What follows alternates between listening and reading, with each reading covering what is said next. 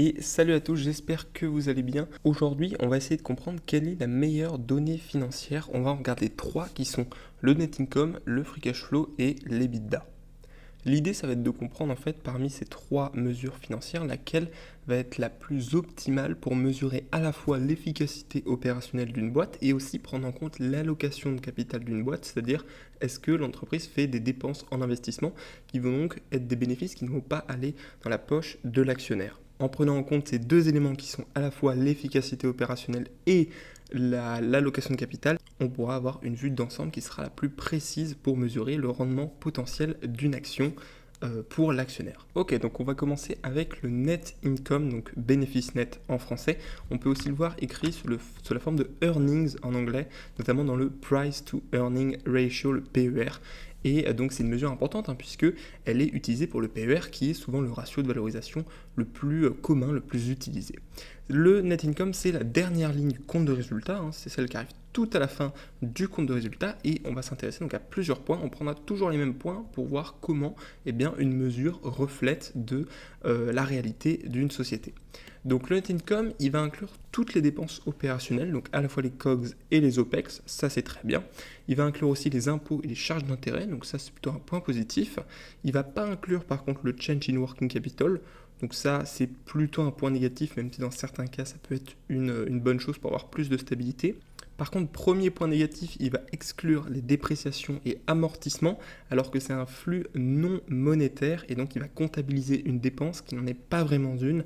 Alors dans le cas du net income, c'est pas dramatique parce que au final, le net income ne prend pas en compte les capex, les dépenses d'investissement, et par conséquent, le fait qu'il prenne en compte les dépréciations et amortissements, ça fait une sorte d'équilibre. Maintenant, je préférais l'inverse, qu'il inclut les dépréciations et amortissements dans le net income et qu'il exclut par contre les dépenses d'investissement, donc les capex. Le net income, point positif, il va inclure dans le net income les stock-based compensation.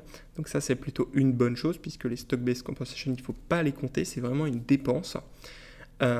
Et aussi, deuxième point négatif, il va inclure les éléments financiers exceptionnels. Ce net income, c'est vraiment pas une bonne chose, ça, puisque ça va compter des plus-values, notamment sur des investissements dans d'autres actions. Lorsqu'une entreprise possède des investissements d'une société, ça va rentrer dans le net income. Or, c'est pas un revenu opérationnel, c'est juste un élément financier et donc il ne faudrait pas le prendre en compte, mais c'est pris en compte parce que comptablement il y a une augmentation de la valeur de la société. Bref, le net income, c'est pour moi une donnée qui est correcte si on s'attache uniquement à l'efficacité opérationnelle, puisque le net income ne prend pas vraiment en compte l'allocation de capital, puisque même s'il va exclure les dépréciations et amortissements, il ne va pas exclure les capex, et donc il y a un problème à ce niveau-là. Deuxième mesure qu'on va voir, c'est l'EBITDA, et donc l'EBITDA qui veut dire Earnings Before Interest, Taxes, Dépréciation et Amortissement, qui se retrouve un petit peu plus haut que le net income dans le compte de résultat. Cet EBITDA, une mesure aussi assez connue, il va combler certaines failles du net income, mais il y a certains trucs où aussi il ne va pas être optimal, et on va voir pourquoi. Donc d'abord sur les dépenses opérationnelles, il va bien toutes les comprendre, donc à la fois les COGS et les OPEX, donc ça c'est très bien. Il ne va pas inclure les impôts et les charges d'intérêt, c'est un peu le but de l'EBITDA, c'est vraiment d'avoir un résultat purement opérationnel et pas financier. Maintenant, les impôts et les charges d'intérêt, ça fait partie du business model d'une boîte. Si une boîte a de la dette, si une boîte est soumise à un taux d'imposition élevé, il faut le prendre en compte. Donc pour moi, ici, c'est un peu un défaut, même si c'est l'essence même de l'EBITDA. Point positif aussi, il ne va pas prendre en compte les éléments financiers exceptionnels, contrairement au net income, donc là c'est ça qui est intéressant. Comme le net income, il ne va pas prendre en compte le change in working capital, il va inclure les dépréciations et amortissements, donc ça c'est plutôt une bonne chose, mais au final c'est pas si bien puisque l'EBITDA ne prend toujours pas en compte les capex, les dépenses d'investissement. Donc là ça veut dire qu'on n'a aucun regard sur l'allocation de capital puisque ni les D&A ni les capex ne sont pris en compte. Autre point positif pour l'EBITDA, il inclut les stock-based compensation comme le net income, il les inclut comme une dépense, alors qu'on va le voir après pour le free cash flow, c'est pas le cas. Et ça en fait aussi une bonne mesure lorsque vous avez des entreprises qui font beaucoup de SBC. Donc en conclusion, l'EBITDA c'est plutôt une bonne donnée qui est un peu meilleure que le net income pour mesurer l'efficacité opérationnelle, mais elle ne prend pas du tout en compte l'allocation de capital. Donc lorsque vous avez des entreprises avec des capex très très importants, comme des entreprises comme AT&T qui vont avoir des capex récurrents très très importants, et bien là c'est pas du tout adapté, puisque tout simplement vous avez aucun reflet de la réelle réalité, qui est que une entreprise, lorsqu'elle génère du bénéfice, il faut retirer les capex, sinon ça ne reflète pas vraiment la réalité. C'est pourquoi on va se pencher sur la troisième mesure, qui est le free cash flow. Donc free cash flow qui se mesure dans le cash flow statement. En fait, on va repartir du net income auquel on va intégrer plusieurs choses, notamment les stock-based compensation. On va y intégrer également les D&A et puis on va y intégrer également le change in working capital. Donc ce free cash flow, comme les deux autres, il va bien prendre en compte les dépenses opérationnelles. Comme le net income, il va bien prendre en compte les impôts et les charges d'intérêt. Il va aussi inclure le change in working capital, qui pour moi c'est plutôt une bonne chose, même si dans certains cas effectivement ça peut être pénible et il faut plutôt l'enlever. Dans ce cas-là, lorsque le change in working capital va avoir tendance à être très très volatile, vous pouvez, si vous êtes en comptabilité française, prendre la marge brute d'autofinancement qui est vachement plus pratique à ce niveau-là. Mais cette marge brute d'autofinancement, c'est pas du tout quelque chose qui existe aux États-Unis, donc vous ne pourrez pas le faire pour les entreprises américaines. Je me permets de vous arrêter quelques instants pour vous dire que si mon travail vous plaît, vous pouvez mettre un like et vous abonner, ça m'aide énormément. Et je poste à peu près une vidéo par semaine sur, je fais une analyse d'action notamment, la dernière que j'ai faite c'est Pernod Ricard, donc si ça vous intéresse vraiment, abonnez-vous pour suivre tout ça. Et on retourne à la vidéo tout de suite.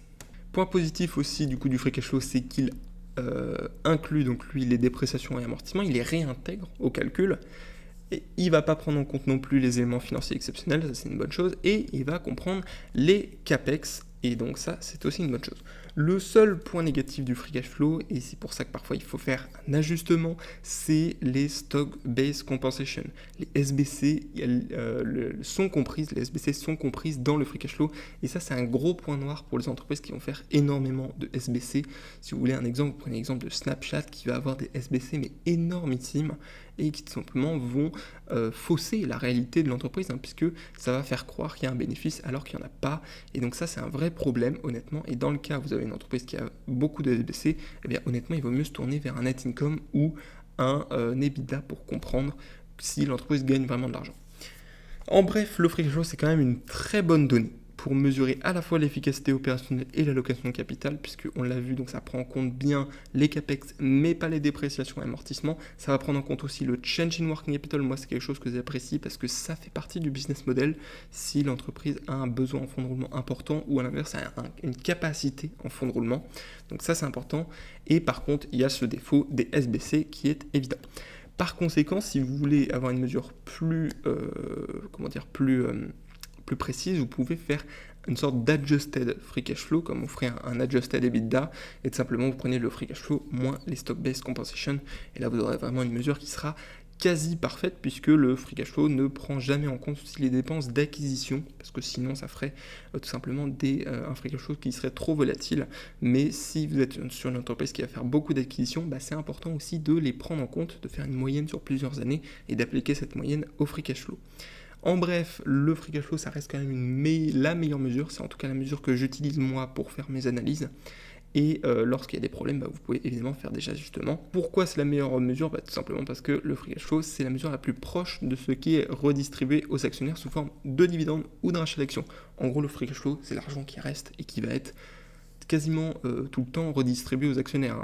Ou alors il va être mis en trésorerie, mais c'est pour être redistribué plus tard. Voilà, je vous ai mis un petit récap ici pour que vous ayez un petit peu le récap complet. En soi, le net income et l'EBITDA ne sont pas des mauvaises mesures. Je leur ai mis la note de 7 sur 10 parce que honnêtement, si vous prenez ces mesures-là, c'est pas catastrophique. Mais pour être vraiment précis, il faut prendre le free cash flow. C'est la mesure la plus précise et qui va prendre en compte le plus de choses, à l'exception des SBC évidemment.